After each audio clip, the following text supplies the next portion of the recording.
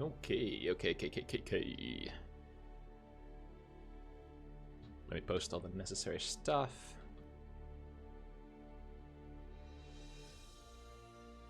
Did I tweet? I think so.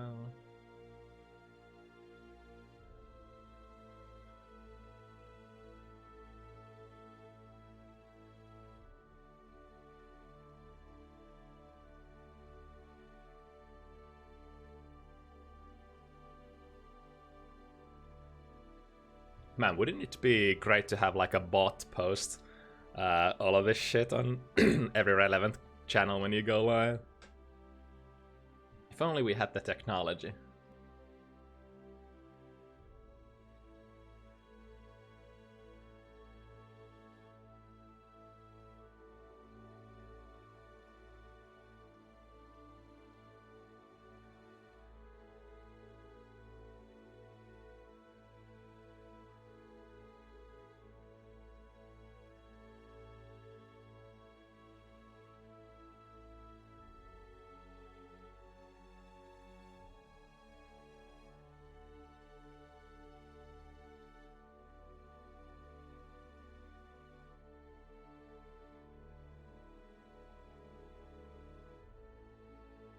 Okay, I think that's the last one.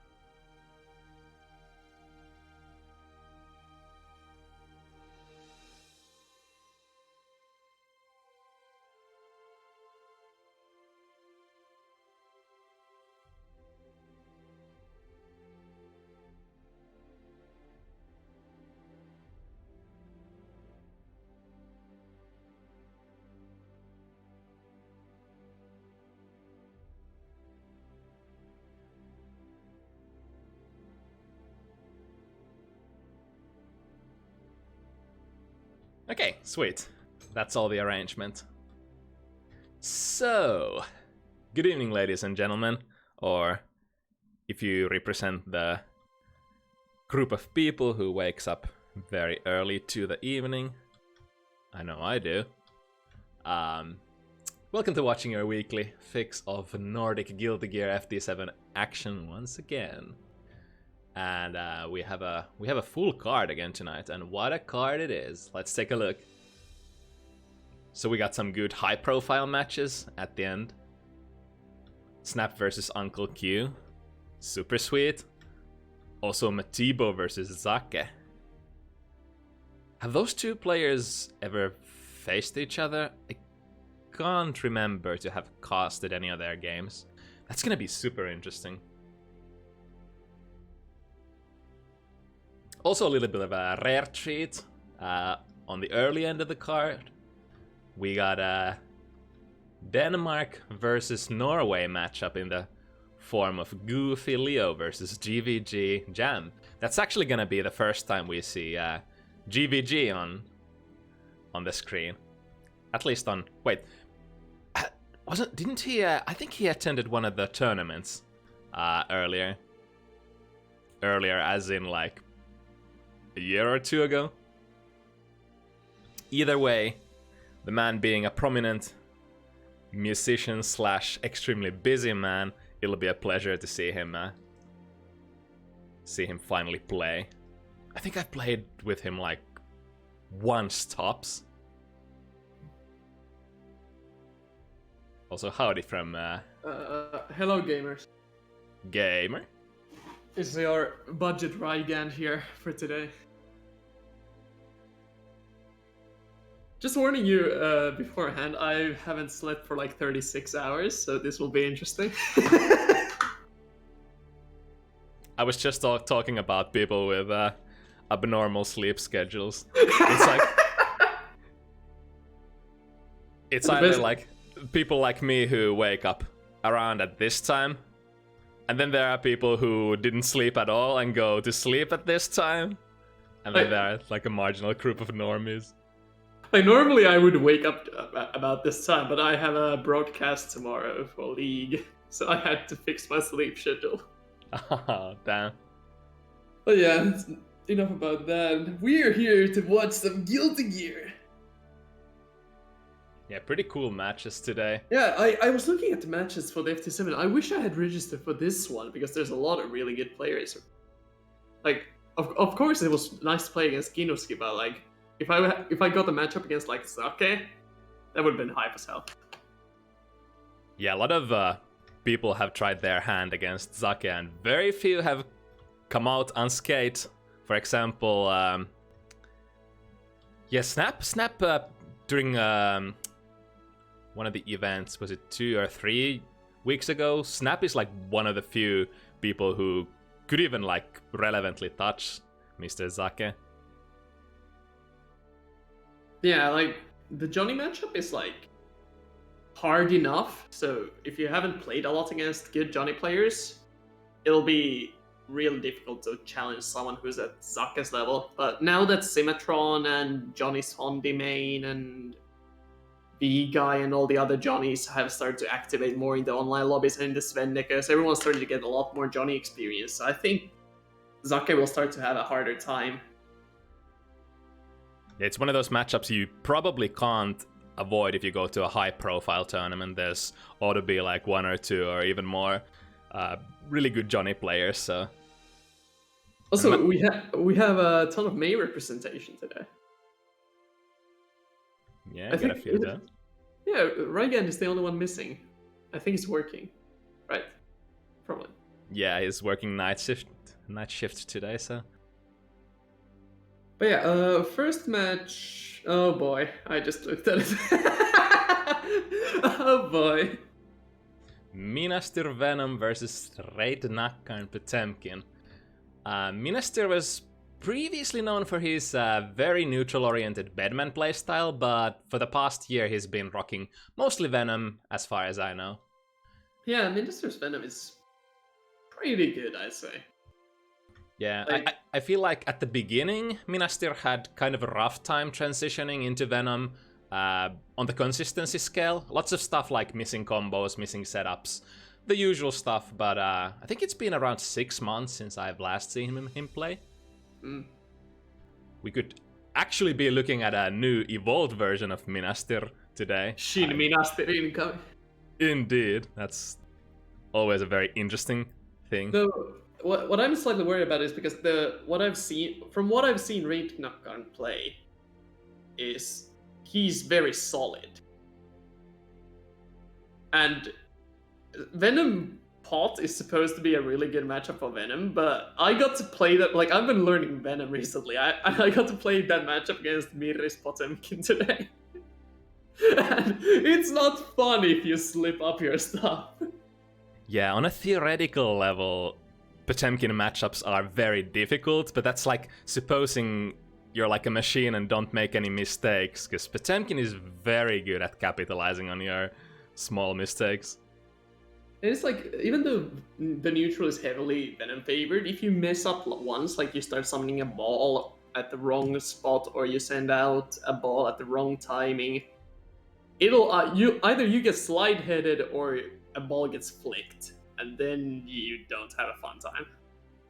Yeah, Flick, it's like pretty much Flick the matchup, because in a lot of places, both at neutral and during Venom's pressure, one of the only things you can do to actually get to relevantly play the matchup is to, get those flicks in, get IB flicks in, read when the opponent wants to use the balls, and seize the momentum that way. Yeah, and Venom can't even do the same things that DZ does. Like, DZ and Venom play the matchup pretty similarly, but DZ has a strong advantage in that the blue fish can't be flicked. That's pretty sweet. So, if they try to flick it, it destroys the fish instantly. So if you just dash behind the fish, you can just get a free throw if they flick it. But Venom can't do anything like that. Yeah, Venom actually has to be a little more careful not to be, you know, super predictable with his projectiles. Yeah, so I'm kind of interested to see how Minaster will deal with Flick. Because I couldn't manage. I was playing against with Pot and it was impossible. Like, I almost felt like I should play this with buttons instead of the balls, unless I know exactly when he's gonna hammer fall or do something. Yeah, But and if the champion shows patience, it's just really hard to find. That's the other layer to Venom's projectile game, because you have the option of kind of covering your projectiles with your normals, and the combination of the balls and normals is a really nice way of breaking Potemkin out of his armor. Yeah, instantly Raidnacker found a slide head. Oh, okay. I wonder how much Hammerfall YRC plays a part here. Like, he can Hammerfall through the like single key ball and try to get an interrupt in. Looking a little too early. And here we go in the corner one against of the most explosive characters in the game. Good airfare, really nice. Caught the fuzzy jump. Ah, that should be dead. Oh, doesn't go for the loops. Try to finish it off. Chance for Minaster to bring it back, but no, unfortunately. Yeah, Venom has a weird perk in that his legs are huge in the air. I have no idea why that is, but it is. Just Guilty Gear things. It feels like every character has their own special thing when it comes to hurt boxes in the air. Oh, that slide hit was so close to being good timing. Okay, this is what we want to see from Minaster. Finally getting his own game plan going. Yeah, getting the hit in, but unfortunately not getting the full conversion. However... I actually missed the K-ball Oki there. Slightly mistimed it, but it worked out.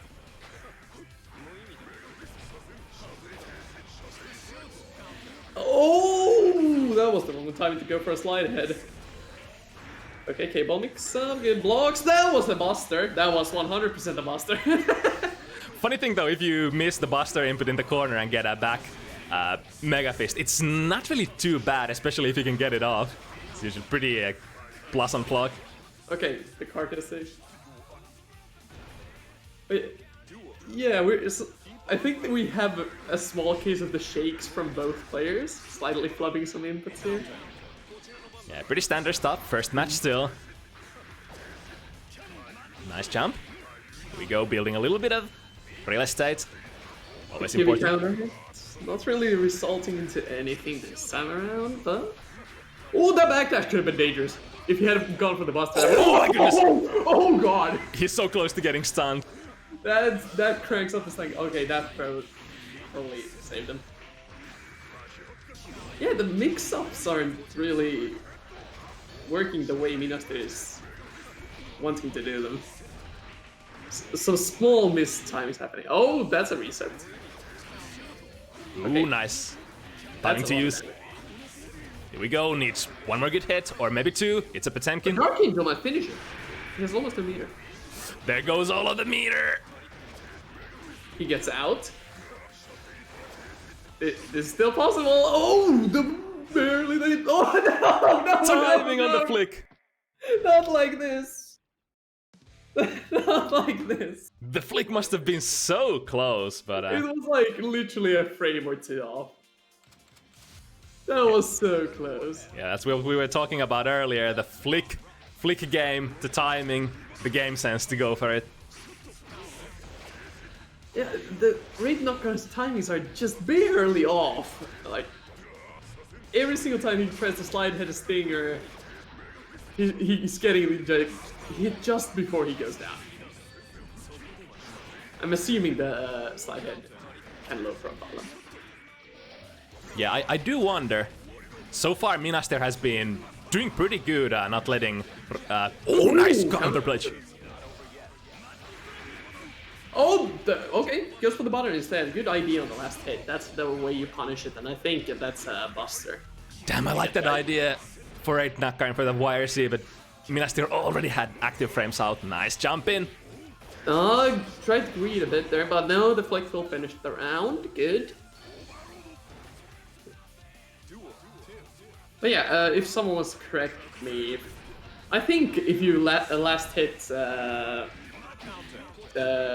last hit. I can't never remember the name of the dive thing Venom has, but I believe that's Match a struggle? buster. Yeah, match struggle. I think if you IB the last hit, that's a buster. Yeah, probably. Usually, like, you have to IB if you want to do something in Oh, between. speaking of busters. Here we go! Oh, that could have been a 2H! If you had gone for the 2H, that would have been dead. Uno YRC this time. I'm kind of surprised he didn't make the first thing. It looked like. Lumina still has very low life, YRC! He can't really let Right Nakkarn play, and he's in a really good position to do that. Here we go. Finishing with a combo and a It's full... 100 meter. Yeah, he's gonna make Right Nakkarn use all of his meter. Still good amount of chip damage. He still has burst. He could have bursted it. He could have bursted it if he wanted to. He went for the IAD. On the other hand, I think it's the safe play to just go to the next round. If for some reason Minaster was baiting there, oh, that could have been really bad. Basic Okay. Kickbuster. This is what the clock players want to say. Oh god, that was a bad 6k hit. Oh my goodness, crossing up with a weirdly placed. Nice. Okay. I am still not sure about that throw setup. Like, Miru showed me that it is possible to do it tight enough where Tap Blitz doesn't beat it. But I'm still not sure how the execution works. Oh, he could have RC'd that on reaction. Potemkin still has the meter to do it. It's just one hit. Oh no, he missed the instant air dash, I think. Or was that dash? Anyway, I think he didn't want to get that normal jump, definitely. But yeah, definitely, we're seeing like clear win conditions here. If Reiknakkar can stay in, he has the pressure to finish off the rounds. But as long as Minaster gets his own game going and doesn't mess up the Oki stuff, it should be pretty easy going since Potemkin's defensive options aren't too great. But here we go again, the Buster lands, and that's a burst gone already. Ooh, really nice. Comeback straight after the burst. Getting the knockdown, that's gonna... Oh, misses the combo. Counter hit though! Nice instant air dash, reading the flick. The main thing Reiknakkar is missing here is the... Oh, how was that not a flick? Yeah, it comes down to those small little timings. If your timing is off even a few frames, you're not gonna get the flick 5D. Oh! Well, that's the one dust you get. That's the one dust you get. If you get hit by that, you're done. You're done. Oh, he had the read, but the timing was incorrect. Okay, the flick again barely misses the cross up. That's another cool thing Venom can do to kind of throw off Potemkin's timing. Use YRC with the balls. Yeah, overall the usage of YRC from Venom is very interesting. There's so many different ways to use it.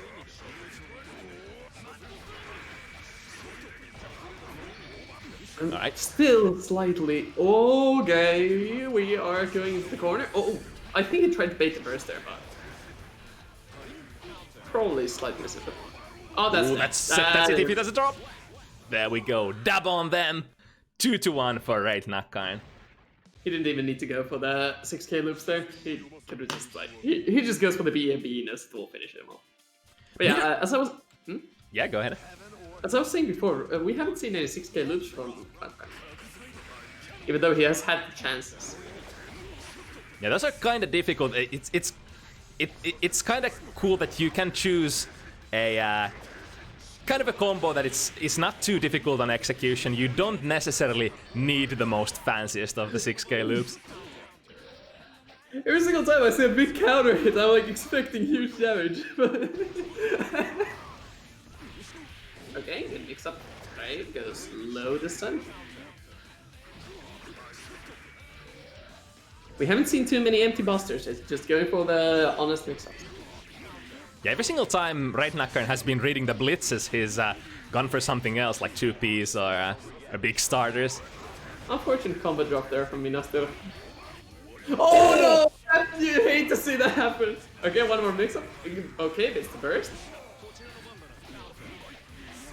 It's one mistake from Minaster could cost him the round. It goes for the Hammerfall YRC again. Manages to catch the startup with a 2P. The classic. If you manage to get close range, that YRC is gonna definitely mix them up. You're forced in a situation where Potemkin can go for the buster and you have to do something. Okay. Empty low. That's the correct burst. That is a guaranteed burst point against Venom. If you want to be 100% safe, you can wait for the first hit from the Venom air dash, and it's a guaranteed burst. Also a really nice burst in the sense that it's very early to the round. Raidnakkar is probably gonna get his burst back again, even this round. Unless Yes, all the moment. Oh my god, it's a whip! The scrambles are real. And that's not the first time the Raidnakkar has crossed the opponent up with forward Mega Fist at this match. It just seems like there's a lot of scrambles that Raidnakkar is coming out ahead in. Again, finds the slide head, about the same distance every time as well. There's... Oh no! I think he's starting to notice something. Oh, reading the jump out, get the air throw, tick buster, it's gonna hurt! Yeah, that's a good buster, alright. This pressure is getting scary. The risk bar is starting to crank up a bit, but okay. Minaster finds his way out. Good air throw. Doesn't he corner himself? Yeah, Minaster can't really make very many mistakes if he wants to bring this back. Empty low. Again, really nice. Oh, speaking of mistakes! Oh no! Oh no. That's not good. Yep, another slide in. He maybe could have killed with ICDM. Right, went for a little rarer option, like TK jump D. Just hops over those balls again with a Mega Fist. Lower body invulnerability coming out in full force with the Mega Fist. Good use of Mega Fist this set. The downside is that even on hit, it's not gonna do much. It's not gonna deal a lot of damage, and if the opponent is vigilant, it's not even gonna give you like pressure extension or anything. Minaster is finding the correct Avari move. Oh, that's a counter hit. I was just about to say, oh no. Minaster desperately tries to find a way out of the corner. Just trying to get out, please. It's up. Oh, that's 6-8. Oh no, there's so much spaghetti. Still a chance. Okay. Get caught low. Here we go. This time Raidnakkar doesn't have the burst. Empty low again. But burst slowly coming up. Yeah, oh, small combo drop and then 2S whiff punish. I think Minaster was conscious of the burst. He was trying to air throw it probably. But a good delay tech from Raidnakkar doesn't have any of that stuff. Yeah, get awareness there.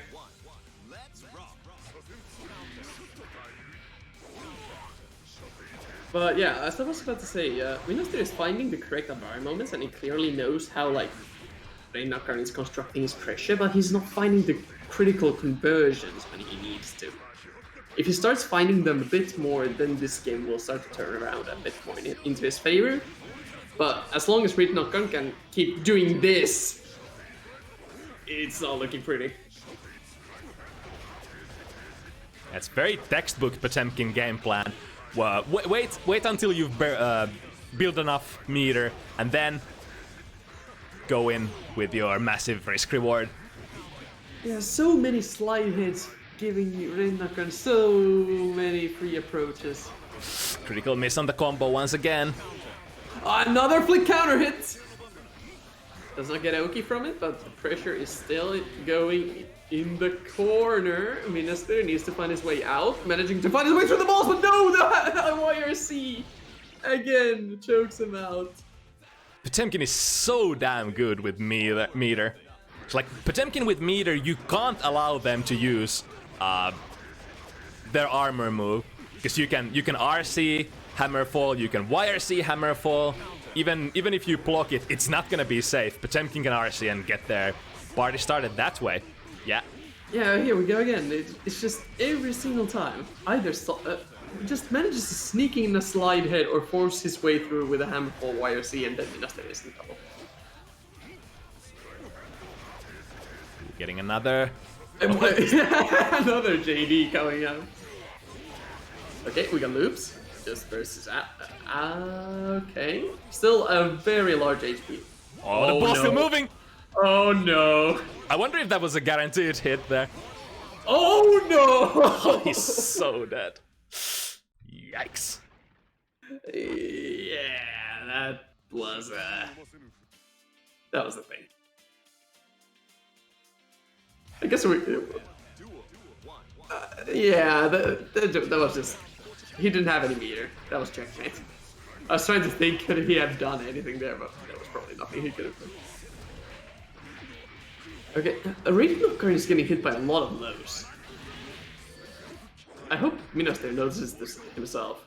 Yeah, he's been going for a low pretty consistent, probably noticing that that's the case, but unfortunate thing, right, Nakkarn, usually when Minaster gets a good conversion, right, Nakkarn already has their burst back. But this time around... Oh, no, bait. another burst bait. But no worries, Minaster still has 100 meter. Oh, drops the conversion. That would have been a dead tanking with a Dark It's Angel. the blitz. Oh no! Good double jump, being conscious of right Nakkarn's RC. Oh, the flex the buster. No meter still, but he I think he's gonna find enough. yeah. Oh, he didn't even need it. The risk was enough. Damn, that's gotta hurt. Minaster had such a good position with the full meter and such a nice life lead, but... It's the small critical mistakes you make against Potemkin that makes your life a hell. There's the low profile against Stinger you were talking about earlier. Yeah, he's starting to find the timing a bit more now. At first he was kinda struggling, getting hit just barely, but now... Oh man, the damage. Mix-up coming up. Oh, he was mashing. Does not die for it though. And the classic once again to finish the round. The classic Mexican stand-up into Hammerfall YRC Buster. Damn, 6-1. Nakkarn has taken complete control. Yeah, I think Minaster hasn't been able to find his way out of the corner like even once. Yeah, I think it's mostly about him kind of struggling to find the conversions that would get him out of the corner. He's finding the random pokes and the hits, but it's not enough. Meanwhile, Nakkarn is constantly converting into knockdown, forcing him back into the corner, and there was the mash again. Still no conversion. But the meter... here we go. Oh no! The instant I saw the Hammerfall, I knew what was coming. Well, it's time to make it count, right, Nakkarn? On the set point, only needs this round. At this point, it's the classic Minaster needs a miracle of some sort. Yeah, it's definitely still possible, but with that IB, it's looking kind of grim, and the bait on the Blitz as well. He is reading him like a book. Goes for the flick, and the 6-8 whip! That's gonna be... Oh no, the drop on the whip! Stop doing spaghetti! Damn. Really well played from right Nakkarn. And yeah. I think it's the classic Minaster issue. He just needs the finishing touch, just a little bit more to be able to bring those rounds home. Yeah. Both players had quite a bit of spaghetti. As long as Minaster fixes the conversions he's missing and manages to like convert stuff into knockdown or an offensive position more, he will find it a lot easier to play, especially in that matchup. Mm-hmm. But this time around, Nakkarn was the one who found his way through the spaghetti and flames. Spaghetti and flames, I love that. So, what's up next? Is this oh boy, Leia versus Jam, I think. Goofy, I know, is the Leia player. I believe GVG is Jam. Yep.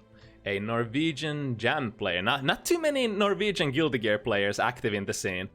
Other than, I guess, like Luxon and Julie. But yeah. Hey, here's one of them. Don't forget Tob. Tob's Norwegian.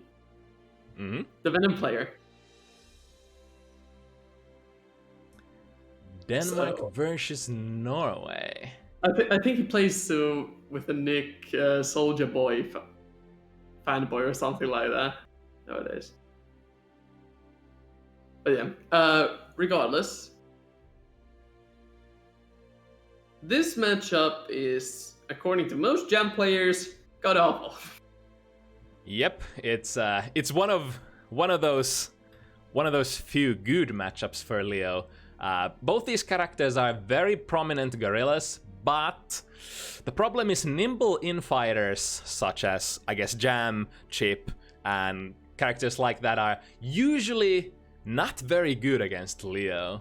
Yeah, it's kind of like you show up to a Taiko event with your Nintendo Switch Tatakon and Leo shows up with a full-on arcade drum. I love that analogy. It's just, the man has a bigger drum and he can play it way harder than you can. So, I'm kind of interested to see how GGG will manage the gorilla that Leo is, because I believe this is one of the matchups that Jam does have to play a little bit more controlled. One of those matchups where Leo's 5 heavy is such a good tool. It seems to be like the theme of Leo's matchups. Whenever you can make his buttons, especially like 5 heavy work, do some heavy work, those are the matchups he definitely excels at. And especially since Jam has to contest in close quarters, most of Leo's frame traps even turn just more dangerous compared to other matchups where some, like, well, who would be a good example? Even Saul has the longer range buttons, while Jam has to stick up close. Ooh, am I seeing a little bit of stutter right off the bat? Yeah, there was a little bit of stutter, but it seems to be fine now. But yeah, instantly Goofy going for the cross-ups, forcing the back turn stance that Jam does not want to deal with, but oh, okay. Again, a bit of stutter. Hopefully it's not in the game, hopefully it's just a spectate mode, but no. Here we go, plus frames! Oh my goodness, he was pressing a button! What was that burst? That's super! What is going on in this game? We're going straight to the fundamentals. If this is what we're gonna see for this first 7, this is gonna be great. Not even warming up or anything, straight into it. Goes for the straight up meaty parry. Footsies, back turn S, really nice hitbox. Back turn S is so hard to deal with for Jam. Oh, that's counter hit Ryujin, does not convert from it though. Ooh! I have no idea what's going on anymore. There's DPs flying everywhere, supers flying everywhere. What is going on? Okay, both of them just dashed over. There's a DP, that's gonna be a free puffball. I am. What is going on, Q? Ooh, very nice blitz. Blitz is actually a very, very nice tool for Leo's back turn in general, because both the unblockable and the back turn heavy are pretty reactable with standing blitz. I'm not even sure anymore which Yomi layer these guys are on. Oh my goodness. What is going on? Stay still. Oh.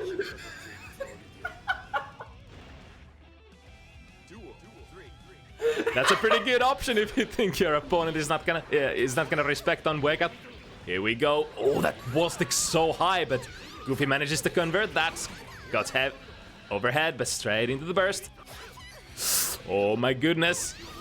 Just straight up goes for the parry. That's gonna be a bunch of damage from the conversion. Oh no, it misses the Segersparade. Yeah, that bounce from the super was abnormally high.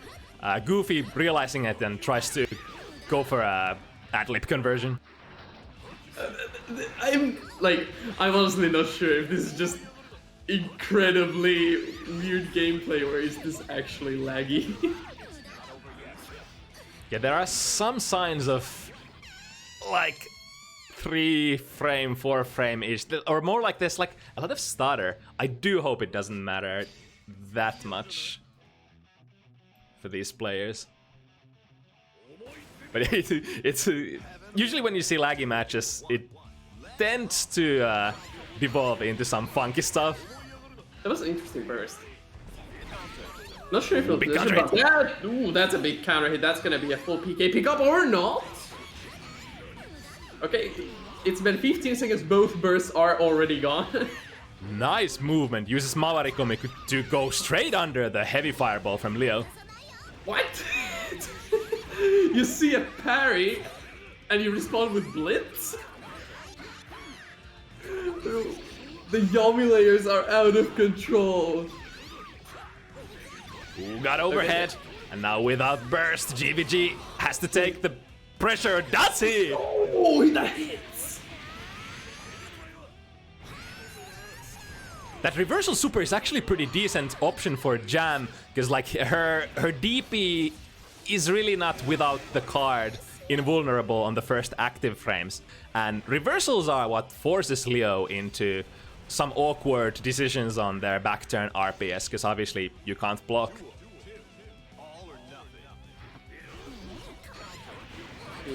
Oh, okay, again, instantly burst gun on round start. Oh, I was... Leo will oh, the parry!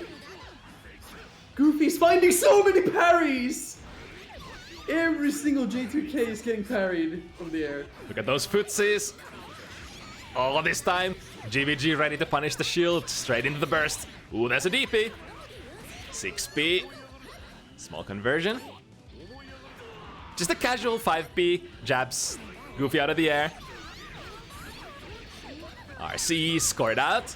Yeah, wants to get out the damage. One more hit should do it, especially with the RC. But Jam will have the burst back soon enough, but that's gonna be a super, and that will be it because he didn't take early enough.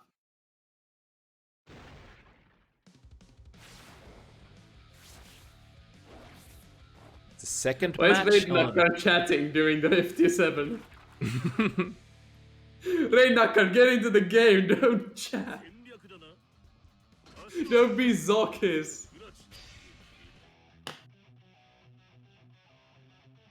No, wait. What am I saying? I'm way too tired. This is not Raidnakar playing anymore. I am way too tired. It's fine. Oh, guess the shield. I'm blaming this. I'm blaming this on the lack of sleep. Oh well. Man, Goofy really likes to, like, after a whiffed option, go straight for the back turn D, and managing to score a lot of good parries that way. Plus frames. Yeah, it's mostly the option of JVG going for a lot of J2Ks after the fuzzy jumps. So just going to back turn stance and on reaction parrying it. It's just working out because GVG is not using YRC at all on the J2Ks. Oh! That didn't look good. Oh, nice. Japs. Oh, straight into... Good old tech segersparare. Like... There has to be some lag in here. Very nice. The startup of that heavy fireball, very slow. Oh, but just like that, instant air dashes himself into the corner, GVG. Cross up. Oh, can you hear the jungle drums? The basic Leo Ungna. Oh, that's it's true. It's working every time. Good defense, but oh, he didn't manage to mash out of that unblockable. Generally, unless Leo chooses to use RC after that unblockable, you can't really get any kind of conversions if you're fast on the piano, but... I think... Yeah, JVG is... Like... okay, he just kind of stood still around, so... But yeah, what I was saying, JVG really needs to start showing the Leo-specific matchup answers, like... On the 5H, IB the 5H, throw some option selects in there and see how Goofy reacts to those, because right now he's just kind of getting run over. Yeah, once Goofy is in, actually it's kind of the same problem for both of these players. It's like, once one of them is in, Whoa! Was there a 2H anti-air on that? Okay, we're going for the blitzes. That should be a dead Leo. Really nice blitz RPS. Sweet, sweet, full charge. Crumble into max rewards. But yeah, especially against Leo, it's so important to have your defensive game plan on point. Yeah, like if you look at this whiff to S pressure, you really need to know when Leo is looking for those, because that's a free button for you to get in if you know when the 2S reset is gonna happen. Yeah, but it's one of those things you obviously can't react to. You just have to have the presence of mind to know that, okay, Leo it might happen, and I might have to be ready to capitalize on that situation. Speaking of capitalizing, that was a raw unblockable hit, so that would have been a lot of damage. Gotcha. Another option that JVG hasn't shown is like being able to deal with the unblockables, like with backdash or something. Okay, that's a 6H mash. Wake up.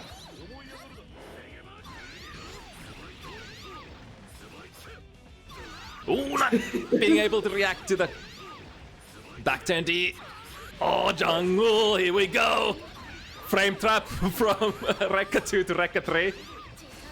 Oh, he backdashed it. Oh, that actually works, but unfortunately takes Again, GVG way too far away. Goofy had the right idea. He had the correct read as well. But yeah, the Mavaragoi not able to go under that projectile, I think. But anyway, what I was about to say is that you really need to be able to show that you will throw the Leo stance cross-ups, or else the Leo will just absolutely hammer you with them. Yeah, like you have to do something. Either throws, just straight out mashing, fuzzy mashing. You need something. You just can't sit there and take Leo's pressure, because there is gonna be a lot of pressure resets, a lot of sneaky stuff. Like stuff like this that you can definitely interrupt if you know how. Again, Goofy going for the parry on the J2K when GVG goes into the air. What's that cross-up? Oh, I didn't block that. Oh no, once again, doesn't get out after the unblockable hit. Goofy getting... Oh, okay, blitzes. Everyone's blitzing. Okay, Goofy comes out on top of there. And What? That's whiff to Eugen.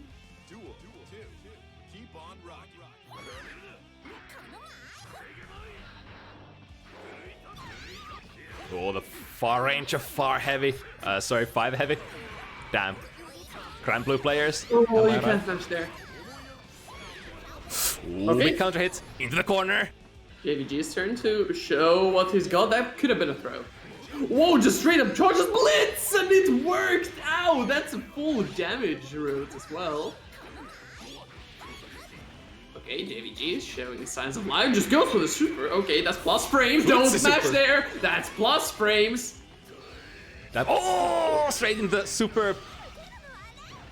Now Goofy with the back turn pressure. Nice blitz. He's fighting so many blitzes. All right, that works. He also had 2 DP cards set up, so he had a lot of options there that Goofy needed to cover. Nice late air dash. Woo. Nice block for Goofy on that 5D. Went for the FT7 dust. This just... Oh, what? That must have been a misinput on throw. Probably. Ooh, getting caught high. Almost stealing the burst with that back turn D. Here we go, spend it all. And the mix up. Yeah, once again, same strat. Okay, goes for the YRC. Good presence of mind for both players. Yeah, GVG had to YRC that to stay safe. Oh no, Goofy misses up the conversion. No, what? This is some real risk reward. What? 2D into 2D into 2D? The button very minus on block, but if you're not in range, it could be hard to punish. He's just committing to those 2Ds. What is going on? What is going on? Oh my god. The player is really putting on their clown shoes and doing some stuff. I'm getting exhausted just watching this. I'm just like sitting on the edge of my seat watching this. Like, what is going on? Dude, it has to be a little laggy. I can't find another explanation. Okay, again, instant round start first. Ooh, gets value out of that jump D. Usually when that is like even on hit, even on block, that's not gonna be very good. It's kind of same as jump 2K, but even worse. Ooh, missed the median, still managed to get the cross up out. And we're getting mixed, That's a reversal this time around. Oh, what? He flash kicked it! Yeah, buddy. We got that That's flash a kick. risky option. The cool thing about flash kicks is that input is definitely not difficult, so you might see Leo flash kick between like even 1 frame gaps pretty consistently. Oh god, with the overhead once again. GG's. Ow! Oh! That's gonna be a miss. Let's see the punish. Alright. Not exactly optimal, but it's punish. Oh, unfortunately missing the clean hit there. I think he's trying to churn out reversals, but he's not getting them. Yeah, there we go. Yeah. It definitely looks like he's trying to churn out Blitz or DP. Yeah, Goofy is starting to catch up on all of those blitzes. Like, GVG's general go-to option for defense seems to be the blitz, and it's been working out pretty well. But I think you'd much rather have a little safer option that tags Leo out of those dashes and cross-ups with a little better consistency. Okay, let's see. JVG could take 1 round at least. He does have a Geiki card, so if, in case he gets his offense... Oh, that looked like it was laggy. Jam just needs to find a little bit of offense. Okay, that's a throw. He can go for the burst safe route, or just take an... Oh, he doesn't even go for the card. It's a DP card. Okay, another throw, nice. A lot of respect from Goofy in that situation. Yeah, unless the jump 2K hits like There really... we go, finally! We've been looking for that for so long. Ooh, good block. Yeah, has the RC. Once again caught low, and Goofy is running a train. Here we go, all the jungle tricks in the book. The cross-ups are finding their way in. No! He doesn't Once mash again. out. Yeah, Goofy's getting way too much value out of that unblockable. Every single time he's able to pick up a Black Beat combo. And it's so tragic as well because he's like 1 input away from blocking it. Now Goofy on the set point. Oh, Ooh, whoa, that's that's an option. clever. Plus frames with the full charge blitz. Oh no, that crosses up and still manages to vacuum GVG in. Goofy steals the frames right back. Another one lands, but puts himself in. Yeah, that was a good check with the 2K. That's the stuff that GVG really needs.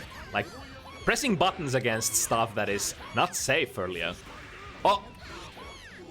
Oh no, okay. Oh, reset! Oh no! That might be it! Yeah, that's gonna be a big damage! Oh, can't get the pickup. It's rated. Alright, very important reversal super, and here it is. After this one, this might be the last RPS. Does he get the hit in? Good block! That's a counter hit punish. Doesn't get much from it though. Oh, it's gonna be 1 more hit from either direction. Another parry on the J2K. The Sees story the of jump these in. games. Damn. Almost every single one of those J2Ks got parried. That's kind of what I was expecting. A lot of Unga stuff, but in the end, Leo is the bigger Unga. Goofy coming on top with a 7-0 win. Yeah, it was unfortunate that the connection might have not been the best Yeah, we have to offer, but that must have been a lot of stutter there. we still got to see a lot of cool options from JVG and some adaptation.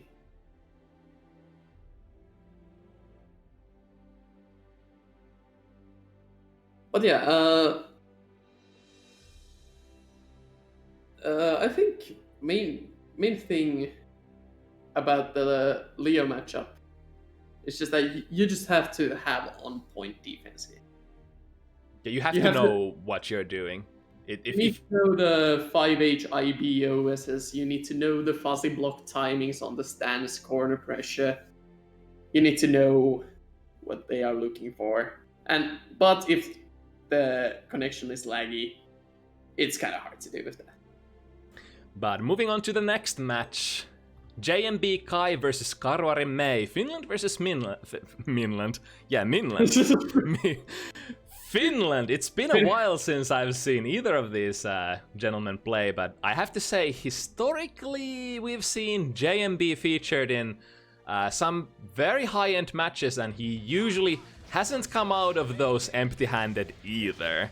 Yeah, Karuari is no slouch either. He's definitely one of the better Mei players that we have to offer, and both of these players are actually people I play against quite often. And both of them really hate Dizzy. Yeah, there's a lot of people who hate playing against Dizzy. Like, any character that forces you to kind of alter your playstyle is frustrating for a lot of people. But yeah, both of these guys have been labbing the matchup quite a bit, pinging people to play, and I expect they have quite a bit of tech labbed out. JMB is one of those people who really likes to keep his game plan as linear as possible. So as you can see, he has very solid JD OT from throw, just keeps on doing what he knows works for him. Yeah, Kai's definitely a good character to keep it simple and keep it just do it with the fundamentals. You don't really need anything super fancy to be a strong Kai player. And Karuari, again, he is like, if Raigand is the fundamental Mei player that doesn't do a lot of fancy stuff, like, he does ball Oki, but he doesn't do inertia at all. Karuari and Uncle Q is like the modern Mei. Karuari is the middle ground. Like, Karuari does some tech stuff, but he also keeps the fundamentals clean. RC for pressure. Karuari very low on health. Gets the pressure. But now back to the neutral once again, and this is difficult playing the neutral with so little health against Kai. Both players very juiced out. No meter to speak of. Gets the low in. First match goes in favor of JMB. Yeah, Karuari kind of struggling to find his way in the neutral there. I believe this matchup is one of Mei's worst. Yeah, you're right, because like, what Mei usually would like to do is utilize her air superiority. A lot of characters have difficulties, even when they have quote-unquote good anti-airs, it's still very difficult in a lot of situations to anti-air Mei, but Kai's anti-airs are so versatile that Mei really struggles getting in from the sky if the Kai player has really good anti-air game. Also, another thing that we have to keep an eye out for is that JMB really, really likes to hard bait first. Oh, that was a really sweet conversion with a difficult angle on overhead kiss. Still getting the combo. Oh, why are you seeing the ball? Yep, RC, he has to do that to stay alive, but jump slash.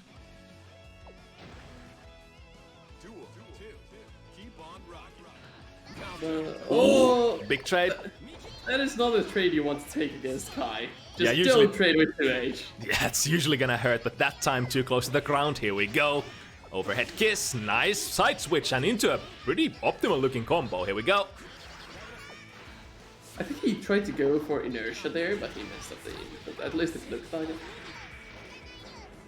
Let's see Karuari's defense. Very nice. Karuari doing the proper Kai defense. IB first, hit FT the second one. Oh, that's so unfortunate. He's been blocking for such a long time. Full risk meter. That hurts. That's gonna hurt. That's gonna hurt a lot. Thankfully, he does not have meter, so he can't go for an RTL conversion. Okay, nice dead angle. Ooh, that. Oh, that was. He tried to call him out on dashing forward, but JMB pressed the button at just the right time. Oh, calling out 5k at the round start with Great Sever. That's just painful to see. Like, Ooh, another Creed 7. oh, that's gonna be loops. This is JMB's forte. He is really good at the loops. Ooh, misses the optimum punish.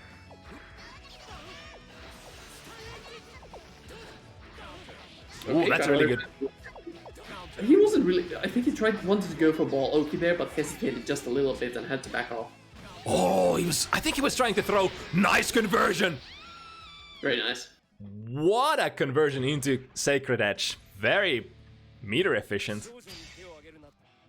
Dude, I love seeing overdrive conversions so much. Especially those... When you can pick up the combo after the overdrive, you can build so much meter back. Yeah, and Sacred Edge also has fairly good base damage as well. For sure. So it's not even that bad to throw it out in a combo every now and then. Even here. Speaking of... look, he still has 25 meter. Yeah, look at the meter he built back before the mix-up happened. Here we go once again. Here we go again. Yeah, that's the way of getting, so many stocks of meter. Like if you want to have a lot of access to your meter, do a lot of supers, do a lot of stuff you can do with the meter, then you'll probably have to use super conversions. Go for the BNB Oki. Oh, that was a really nice burst at the right time. Was able to put Karuaris back against the corner. As a advocate of the trivial fuzzy blitz, I really hope we see one from JMB. Because I know for a fact that Karuari really likes to do the standard Oki a lot. So I guess the carrying idea is, with the fuzzy blitz, is blocking low, meaty, and then doing the blitz to call out overhead options like 6k, for instance. Yeah. It's literally just you go 1 blitz 1. And then back to low block. Yeah. So it's just a really quick timing tap on the blitz to see if he pressed 6k or not. And of course, we can bait this out by just doing nothing or doing delay 2D or something like that. But yeah, as you can see, if you don't show the option, the maze will just keep dialing the Oki. Yeah, that's a theme on definitely on high level very often, that like your day one Oki, but oh, he gets a good RTL. Oh, getting hit into the grinder. Here we go. JMB can't get a super good mix up there, but still manages to maintain the position. He just keeps him in the corner, and that's gonna be a conversion into Sacred Edge into death. I can't believe he managed to find a button through that beach ball. He was right on top of that ball, but still able to get the jump, like the late air dash jump slash in. Damn. Yeah, that is a very common way against Mei to abuse the fact that she wants to take out the ball. It doesn't turn active until it starts moving and leaves Mei's hands to go upwards. So you can pretty easily actually smack the ball literally out of her hands and not get hit. So as long as you know that, oh, that's a big commitment with that 50 meter. He just went for it. Let's hope that doesn't cost him, because now he is in the corner against a full meter Kai. Oh, damn, with the jumpy. JMB is so good at defending his airspace. Oh, right. Is that enough? Lightning. Oh no! I think he wanted a DP, but accidentally got 2H. And now Karori's chance to bring it back. Oh, spins it! Oh! Is this enough? It's No, wait, almost one enough. more mix-up. Oh, Very nice! No, the blitz. Very nice. Fights the... It doesn't even go for the small throw punish. He gets the big one. Waits for the time JMB has to let go of that blitz. And gets a normal in. Very nice from Karuari there. Okay, that was a good burst. That's exactly where you want to burst against Mei. JDs and Ensagnas are good burst points. Ooh, gets a sneaky reset there. A lot of the times Mei can attempt to end their block strings in a summon, which is very unsafe if you're waiting for it. Here we go. Drop into a lot of damage. That should be caught on this round. Or not. Not enough hits, sadly. Okay, JMB still has a chance, but nope, the far slash pokes him out of the Stunish YRC. And Karuari takes, I believe, the first round of the set for him. Rare footage of having the frames to actually poke through Stunish YRC. Good tick throw, very nice. Yep. Okay. Establishing the throw game. Basically, the throw is the only real mix-up you can go for as Kai's. Obviously, you can't react to throws, and GGXrd 5D, not really mix-up options you can react to those. The only bad thing about Kai's throw mix-up is that it doesn't really have that great of a reward. It is very safe, but... Okay. Basically, it loops into itself. Yeah. It's like budget Dizioki.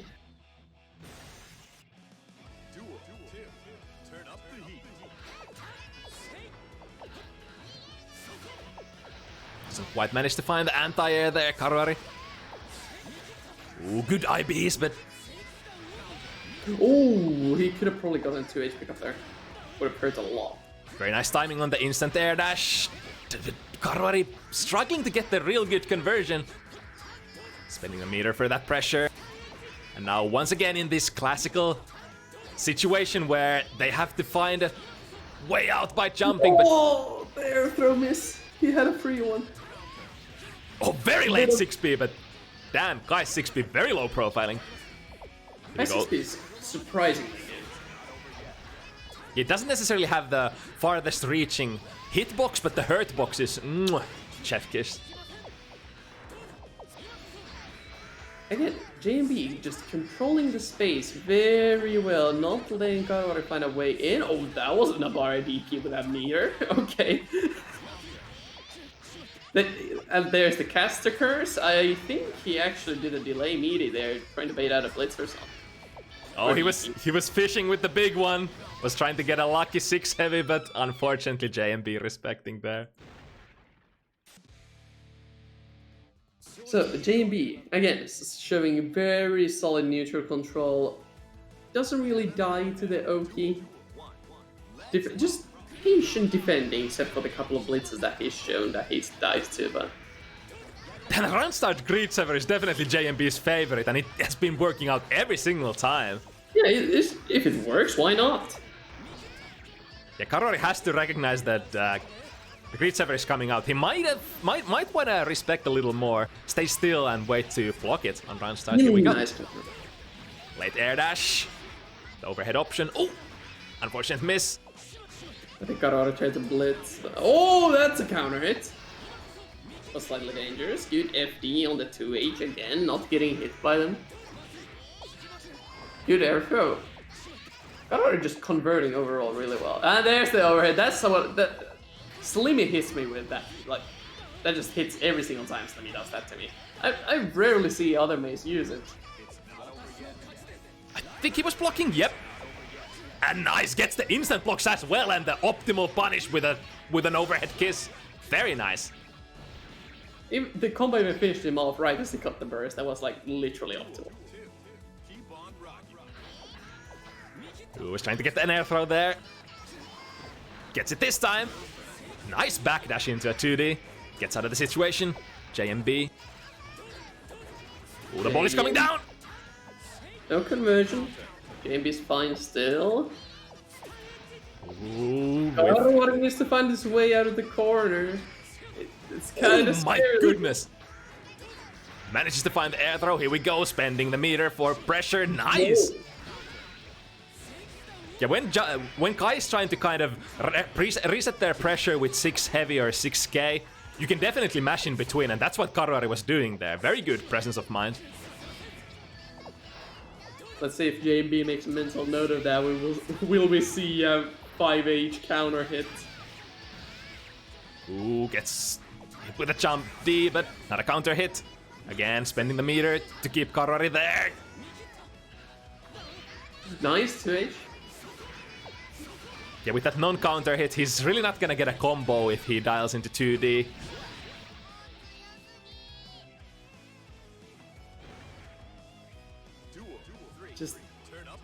It just feels like James. Oh, he went for it again. There we go. This time he gets punished, and he gets punished hard.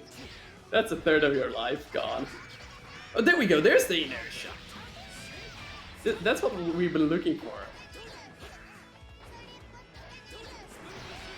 Ooh, gets frame trapped by the seal. Slightly misses up the Oki, but it should be fine. Oh, Oh, the conversion is... Yeah, too far. That Dolphin didn't combo that time. An unfortunate thing, Karori's gonna be solo on meter for a long time. Starting to slowly build meter. But while that's transpiring, JMB with a full charge. Decides to not RC this one. Here we go. This JMB's round to lose. He can do so many things. He could have tried to look for the burst RC on reaction, but okay, he decides to keep selling. Okay, both bursts are gone. This is next hit probably wins. He won't RTL here. Yeah, okay. Nice, he skips his take. Oh, what a blitz!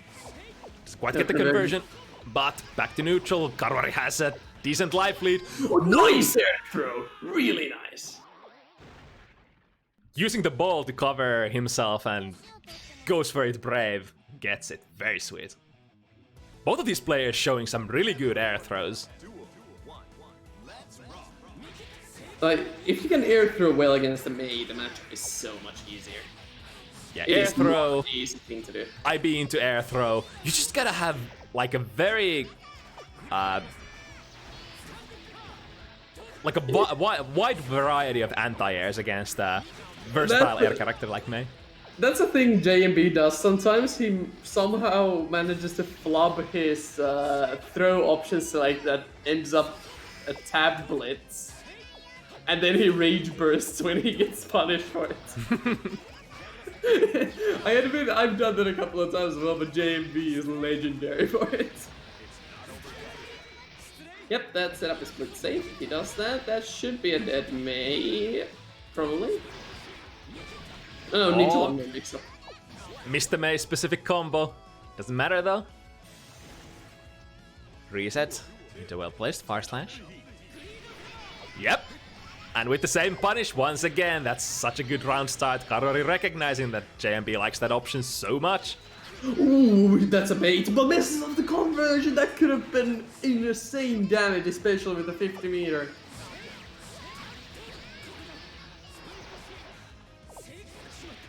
Ooh, really nice. Gets the 3k in.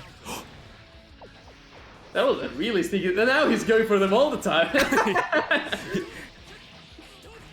Everybody get on the floor. Ooh, very nice bait. Sees the DAA coming from a mile away. Karori could do it again. Oh, that's... Yeah, he had the burst there. JMB had the meter, could have gone for RTL. Here we go. Is it a Right. Raikkonen special if Raikkonen is not the one doing it? Is that enough to kill? Oh no! It was too... That's so unfortunate with the finisher. With a slightly different combo route, he could have got the round there. I think it was like the stage position combined with the combo bringing him that certain height. It just didn't work. The planets did not align. Very nice. Recognizes Mei's open too. Stun Dipper. Here we go. Here we go again. The same mix-up this time around. Manages to convert the 50 meter into Good pressure. blocks. That risk bar is flashing so much. Can Oh, say God, praising his luck, he got a pro raise of hit. both players missing the throw. Using the ball. Very nice. Good use of ball. Ooh, that hitbox. Here we go. Sit your ass down. Here we go. Thick throw. JMB doesn't want to take any of that damage. It's pretty nice when you can get burst out very early against damaging combos. Get to avoid so much damage. Get so much value out of the burst. Oh! No! So many resets. Don't die like this, JMB. You no! Oh no no no no no! Oh no no no no no! Oh, the far range. Jump back, jump slash.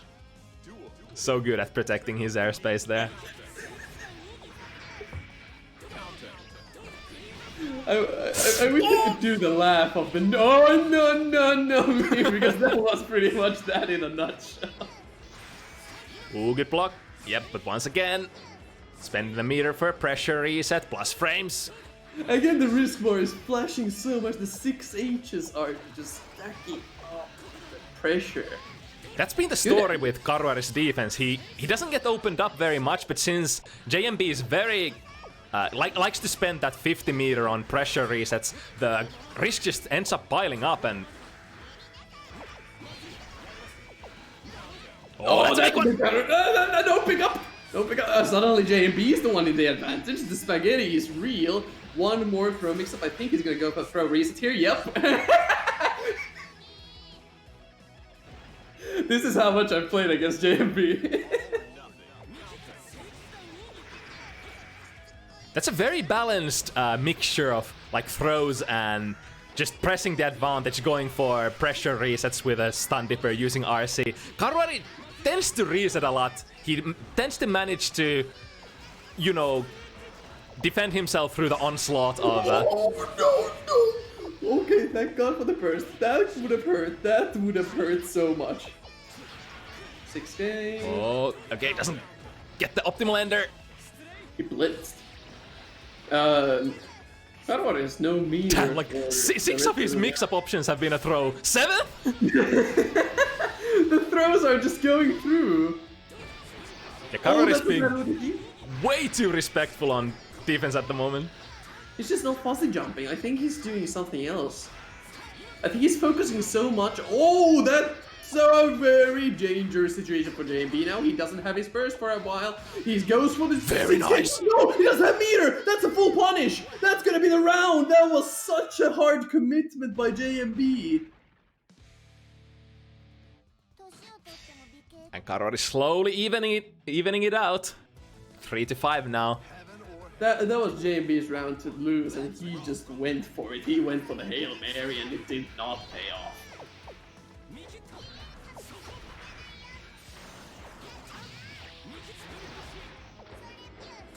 Okay.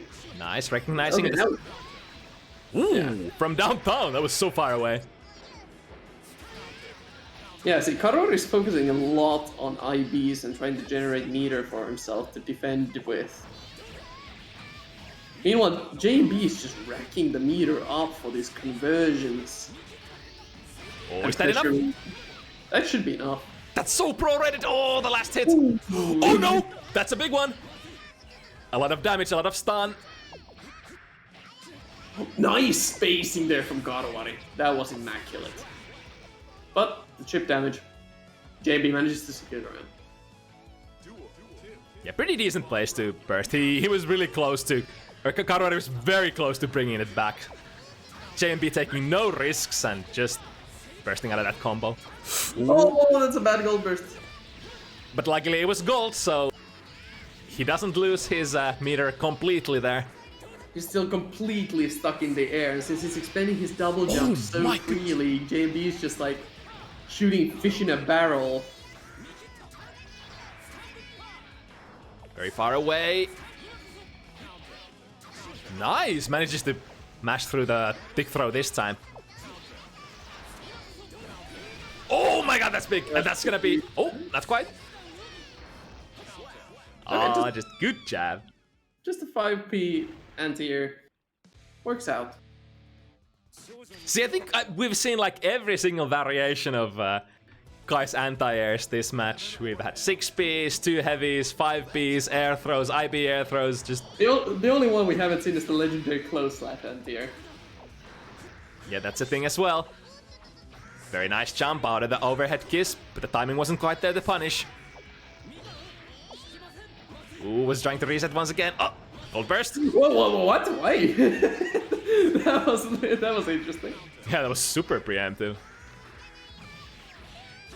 Okay, the pressure again. That's plus frames. Okay, JB manages to open him again. Just goes, cashes out on the damage and the meter. We'll get another 75 when this mix-up is through, and that's a dead Karwari. One more round and JMB will be the winner. Not impossible, but very improbable. Karwari has to win so many rounds in a row now. There's again the delay meaty baiting out wake-up options. And again, JB is just reading all the mix-up options correctly, but that won't be enough when May gets a pick. Oh, it's the IAD! Really good blitz. And now tables have turned. Karwari does have the burst though. Ooh, that was interesting. IAD JS into the opponent's tech. Yep, playing it safe. Using the ball to cover his approach. Getting out again. Yeah, he knows he needs anything, just one hit. He's gonna get chipped out by the Sea World. Dude, I like it so much how Karwari played that. It's just take out the ball, approach with the ball, play it safe, no reason to go full ham. Okay, there's the throw from the 6K, respecting a little bit too much. Telling Karwari, press those buttons, do something. Protect yourself, sir. The fuzzy jumps are what we would need to protect from the throws. Just a little too far. That was a critical conversion for Karwari to miss. Oh, that burst is not probably enough. He's okay. Yeah, JMB is just going for the throws now. He wants to finish the game off. He doesn't want to play this matchup anymore. Goes for the burst. He wants to finish this off right here and now. One good hit will be enough. That's a punish. Uh-oh, missing it. Finds the overhead kiss. Oh no, another critical miss. Karwari. It's fine. Goes for the dead animal. Oh no. Yep, there we go. JB manages to bait out the final wake-up option. Tragic. I think Karwari had that round like several times in a row, but damn, the critical misses. He was mounting a really good comeback, but the critical mistake was probably missing the overhead kiss pickup. Yeah, really good showing from both of these players, but in the end, JMB a little more experienced of a player, I guess. I don't want to say experienced, but the power level difference is that's around the score that I would expect for this gentleman. Good show from Karwari though. He was very close to getting even more rounds. Like I think JMB has like at least about 2,000. No wait, 1,000 hour. I think he's in the 1,000 hour club. So he's definitely played the game a bunch. And no, that doesn't even include the offline events. Mm-hmm. So he definitely has the stuff unlocked. Well, Karwari has been taking a smallish break and plays a lot of other games as well. He's a very proficient multiplayer as well. Ooh. But yeah, next up, speaking of May players who play other games and lab stuff, here's Uncle Q. Herra Zetaku will be showing us the more technical style of May that we are used to seeing in Finland. Mm-hmm. But his opponent, the good old Slap Bombastic, also known as Snaptastic Eno, is no slouch either. Usually places top 3 in the Finnish offline events, and I believe has a very good win rate in the FT7 as well. Mm-hmm. And speaking of those results, had a really good showing against Zake a few events ago, but same goes for Uncle Q. Uncle Q had a very close match against Chardalord, going down the wire 6-6 in the end, and even though he wasn't able to come out victorious from that matchup, it's such a strong feat to boast with, to be able to stand toe-to-toe with Chardalord, who's one of the best Bedman players in EU and definitely one of the best players in Sweden, period. Some might even say that Charta is bruted. Indeed. But yes, we will be waiting for Snaptastic to teleport behind May. I don't think this is the character to do that on, though. Now, this matchup is one of those where rounds are probably not gonna last very long. Yeah, this is gonna be explosive. I think 1 or 2 good hits will probably decide the round, especially since both of these characters are very meter heavy when it comes to defense. That was a rare flub. It's fantastic, instantly messing up a dive VCL. Yeah, well, going in full throttle.